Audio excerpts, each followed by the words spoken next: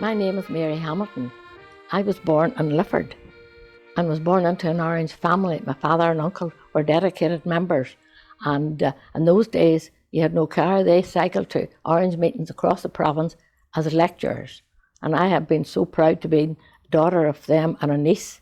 And then I married Ernest, my late husband, and we moved into Londonderry, and I was Ulster Union as a councillor, and he was a councillor at the same time too, and he was a dedicated member of all the organisations and was over 60 years service in them. Very dedicated, never missed a meeting, and he got to the highest ranks and most of them all, and I would have been there to support him in every way I could.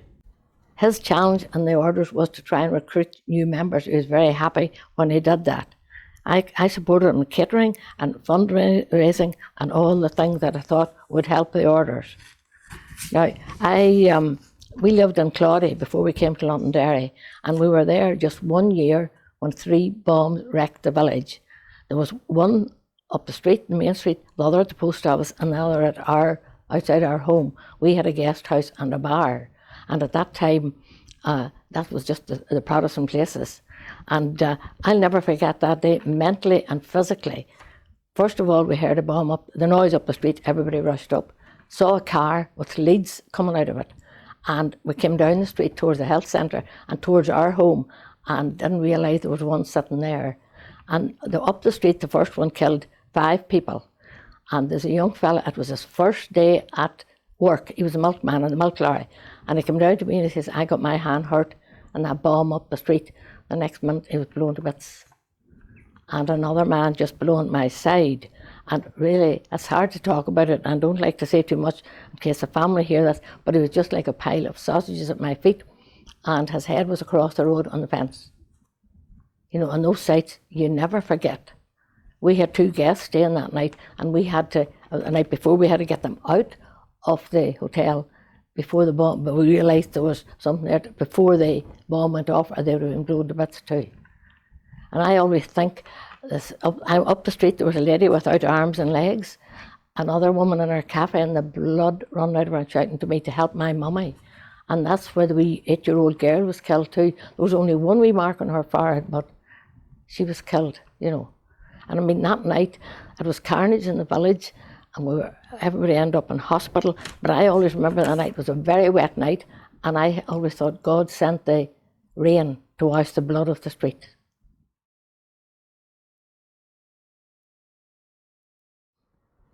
After the bomb, we had no home, and we were given a caravan to live in. It was just outside the premises, and we were living there. But unfortunately, on December the 20th, the same year, Ernest's brother was shot at his work. He was part-time UDR, shot here in Londonderry.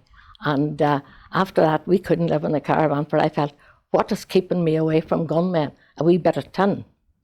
And that day he was shot. His wee daughter of 4 was at school, and I went to school to get her out, and what was her first words to me? Are you taking me to see Santa?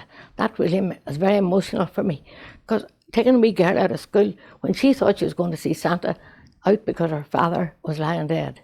Those things we never forget, and you ask why? And at Ellis's funeral, there was another man walking up the driveway after the coffin, and he said to Ernie, I wonder who'll be next. And he was next. He was going into his house out at a UDR duty, and the head was just blown off him at his own back door. So really we had an awful time around Claudy. And then sometime after that, 2 policemen were shot. They were both in our house that night. They got their supper and they left and went up the street, and they were shot. One of them lost a leg, but he survived, but the part-time one was shot dead. He was a young fella, an only son, farming, and left a widowed mother. And all those things, you know, makes you think, why? What a waste of life, just for what? Something I'm very passionate about is the Lord Enniskillen Memorial Orphan Society. And I think we and the Orange Order should be proud of that. I find you have to keep in touch with the families that have lost ones, because you can't just have someone in the Orange Order, when they die, they're forgotten about. You've got to keep the families involved and help and support them. and keep the memory alive. We here in Londonderry have a widows fund, and I think it's very important. The lodges support it, pay so much in every year, and then at Christmas the lodges nominate the widows and they all get something from it, and it makes you realise, the members will visit you and make you realise you're not forgotten about.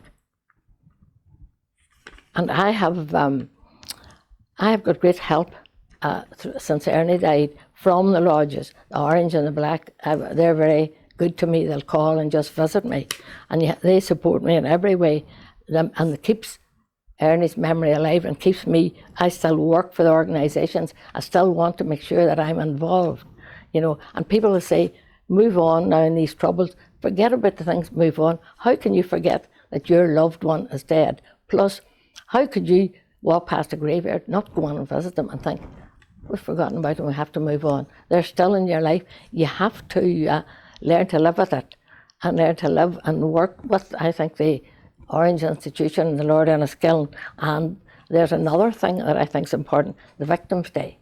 I think that's very important, where it gets a lot of members together and we're all there under the same suffering, and it's just great to meet them. And not great to have a day like that, but now when the circumstance is like that, to be able to meet, join up and talk with them and realise that we have someone behind us that we can approach, and that they can know what we're going through. You have to learn to live. Life is so different. You have to learn to live with the things, but just never forget.